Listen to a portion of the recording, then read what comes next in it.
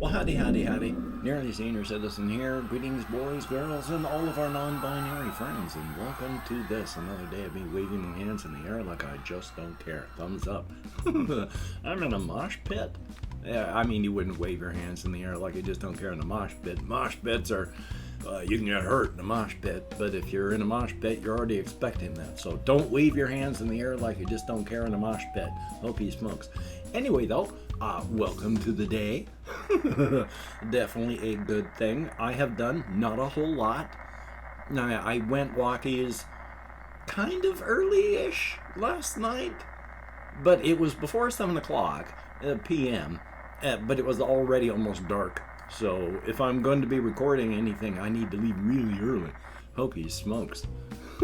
It caught up on me quite quickly by surprise, the change in the times. So thumbs up for that. But still, I've just been surviving, and hopefully you're surviving. And of course, hate to do this, but if you like what you see or hear at any time, if you could engage with the YouTube algorithms and hit the like button, or if you don't like it, of course, hit the dislike button. I mean, that one's up to you. And of course, if you like what you see and hear, if you could subscribe to the channel. If you haven't, that would be good. I've been losing subscribers like a leaking boat, so it would be nice if I gained a few. Anyway, though, welcome. Yes, indeed. I don't have a whole lot written down on my topics list as new stuff. I have a fair amount of older stuff, and I've got stuff that I think about when I'm out on walkies. Oh, Hokey smokes. Itchy nose.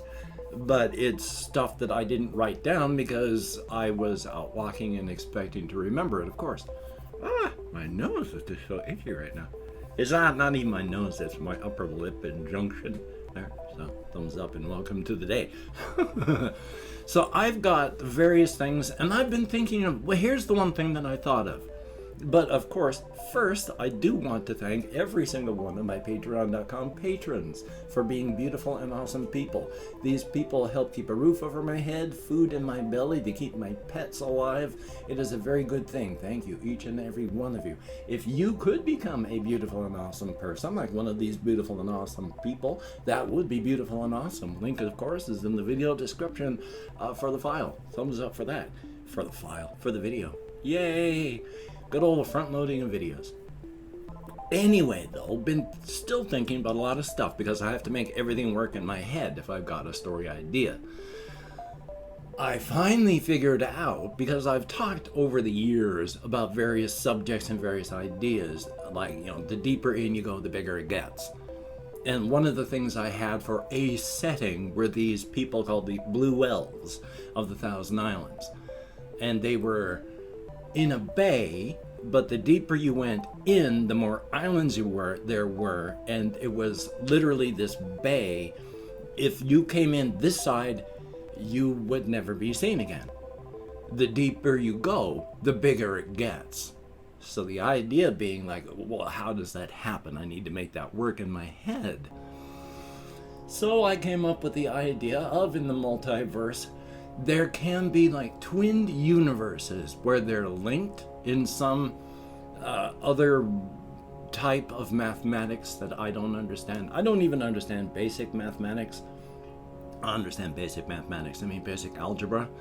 So how am I supposed to understand, like, the thing being, if you are a one-dimensional being, you can only see straight ahead of you. If you are a two-dimensional being, you can see everything on a two-dimensional plane. This person can't. You stepped out of the first, just the one-person view to a 2D plane.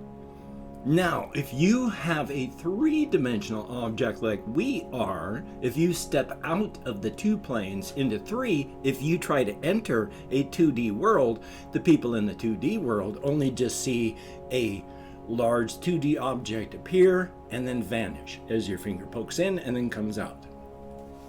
So what would a fourth, fifth, 10th step up above us be like if it tried to step down? We can't step out of our three dimensions. I can't step out of it. I barely understand basic algebra, so I can't understand the math. But try to remember what I was talking about. With the linking of the universes, there we are, where one of them doesn't develop correctly, but the two universes are linked together. So you can pass from one to the other. But the developing universe that stunted and stopped is too large to be a part of this other universe, but it's not developed enough to be its own. So they are linked, and you can pass from the larger to the less developed, and if you don't come back, well, then you stay in the non-developed one. Excuse me, drink soda. But even though it's undeveloped, it still has most of the attributes of a real universe. Like in the islands idea, even though it is a limitless and boundless universe of just an endless ocean with islands with very fluid geography, it is large enough that it is limitless and boundless, will never end, but not complete and full enough that it would, like, an infinite plane of material would be a black hole, the whole thing would collapse inward. But it's not a full, complete universe. Not all of the laws apply, and so that's what it is.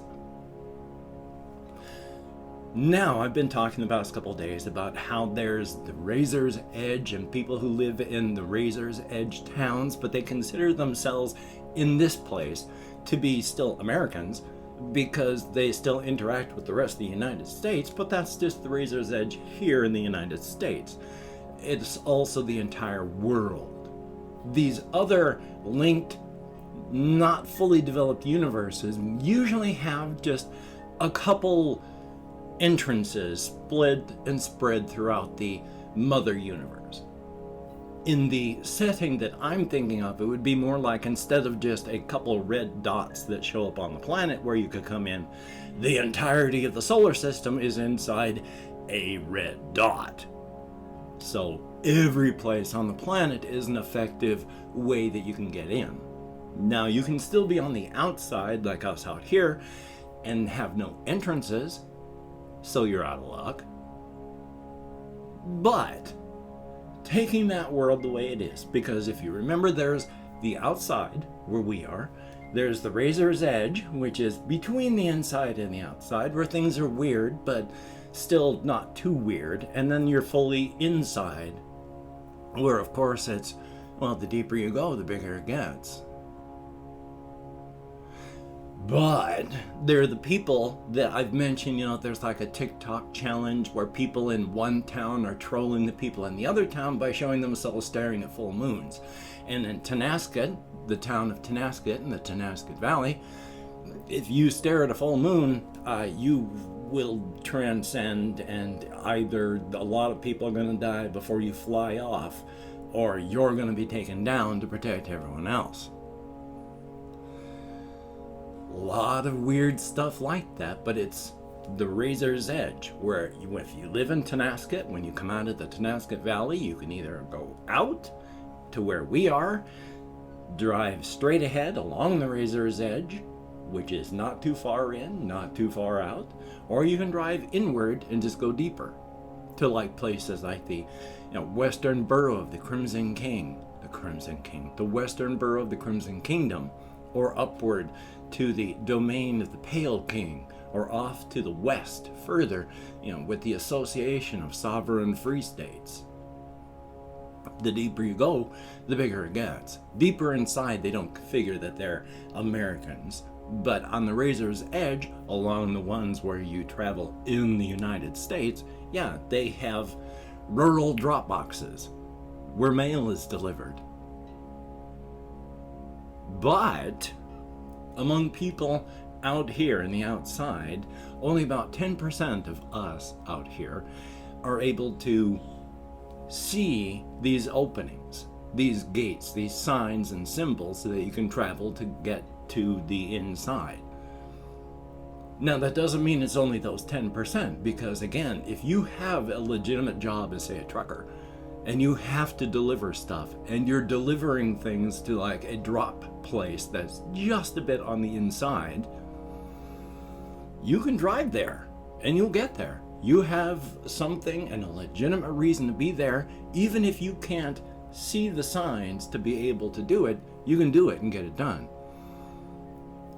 It's more than art, it's less than science, because it wouldn't happen unless there was extra universal energies leaking in because of the cosmic horrors and everything that's happening because of them, and of course the infinite city with its mourning, fear, and abandonment, with that radiating outward, and every universe throughout the multiverse melting a little under the heat. So even without the cosmic horror's presence, that's going to continue.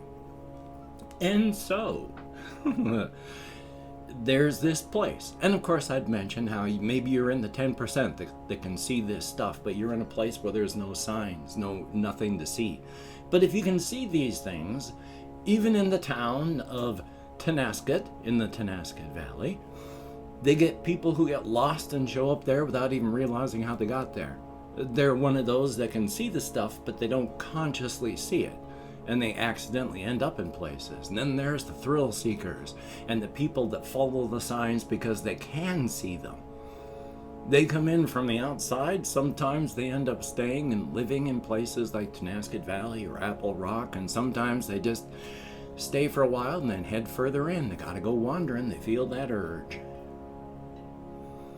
So I've been working a lot on that setting, as well as, of course, working on the bone-hurting Juice WRLD story setting with Scarbat, the Elvandri, who are the horse-riding, nomadic dwarven people who will stop and make mines, but when they mine a place, they don't stay in the mines. They're surface dwellers.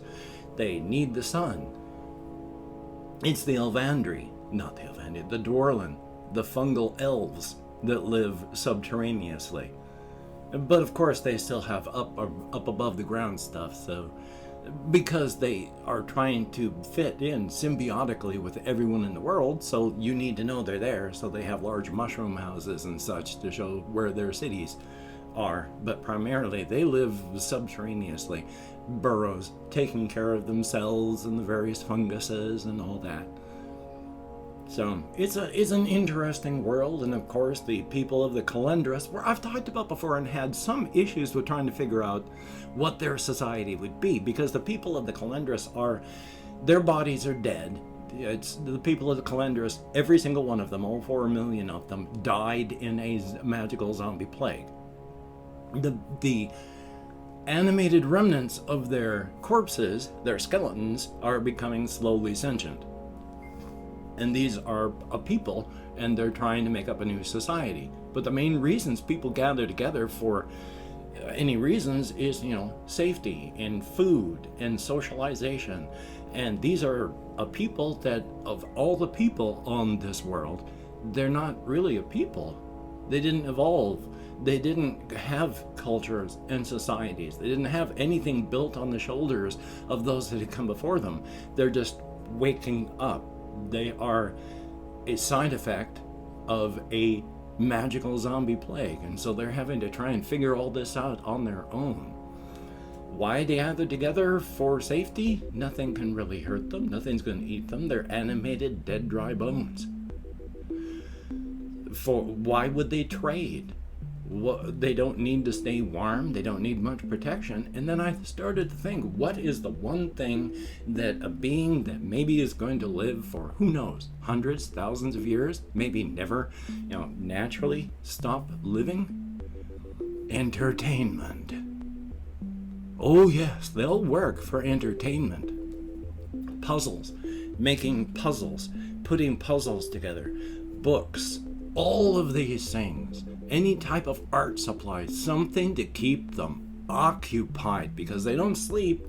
There's a downtime of about 2 hours in a 24-hour period where they're still conscious, just in a slowed down state.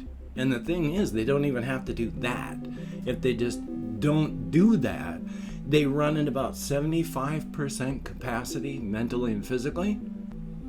But 75% ain't bad, and so a lot of them just, they'll do that. And if they need to work to make money to buy entertainment, they'll go do something for 24 hours a day, 7 days a week, because they don't need to sleep, they don't need to eat, they don't need to do anything but just stand there knowing that they're going to make enough money to get that puzzle they want. So yeah, there is a big thing that they would want. So there is trading. Yeah, you got to think these things through. It's really cool, and I enjoyed it a lot. And of course, I've opened up 24 hours worth of comments on my community tab, and I'm going to go through and thank 20 to 25 people, or however many people. It's been a long time since I've had even 20 people comment. So however many people leave a comment, we're going to thank them. And of course, if I mispronounce the username, it'll disrespect is intended, and even though I count on these fingers in American Sign Language, you've seen my memory work. It's getting better all the time, but we have Jilson Warrior, thumbs up and thank you very much. Alex Garcia, greatly appreciated. Excuse me. Lucas Nolasco, I sure hope I'm close, and thank you very much. Charles Montgomery Burns, greatly appreciated. Mike Vasco, I sure hope I'm close, thank you very much. Cocos, greatly appreciated. We have Rabba Dreams, thumbs up. MRIGANK Jane, Jain, thumbs up and thank you. And then we have Random Person, greatly appreciated. 9 people left me comments in the last 24 hours. They get me out of my head and into the world, and dealing with real people. Again, thumbs up and thank you much. It is appreciated. Yay! And of course, with my hands in the air, I do not know where the video description for the video is, but I don't know what device you're watching this on. But inside of that, I have links to all my various channels. If you could check that out, that would be cool. And of course, I have links to things like my Twitter, Facebook, Patreon.com. And again, if you could become a Patreon.com patron, like one of these beautiful and awesome people, that would be beautiful and awesome. Literally, these people are helping to keep me alive. So if you could help keep me alive, it would be cool. I would appreciate that very much. If you'd like to help me out without becoming a patron, I do have links to my PayPal. So if you could help me out, that would be awesome. I am desperate all the time. If you'd like to help me out without sending money, I do have an Amazon wishlist link where hopefully I've got an updated Bloody Executive Dysfunction. Now, of course, do not feel obligated. I do not feel entitled. And if you cannot or simply do not donate, I take all good wishes and I deposit them in the bank of my heart, where I draw interest. So thank you very much. And if you could toss me a like, engaging with the YouTube algorithms, that would be very cool. Thumbs up and thank you. And of course, if you'd hit the notification bell on the subscription button, that would be very cool. Definitely a thumbs up. Whew. Oh, excuse me. That caught me by surprise. Woof. I still have a ton on my list that hopefully I'm going to talk about one day. That would be a good thing. And I'm going to try and stay as creative as possible today. I've got a ton of videos that I should be recording, so we'll see how that works out. And of course, seek creativity. It is a good thing. You do not have to monetize your passions. You do not have to finish your passions. Sometimes even just starting is enough. The journey is the destination. Seek positivity in all things, and of course, seek balance. Moderation in all things. Of course, with the standard joke of even moderation.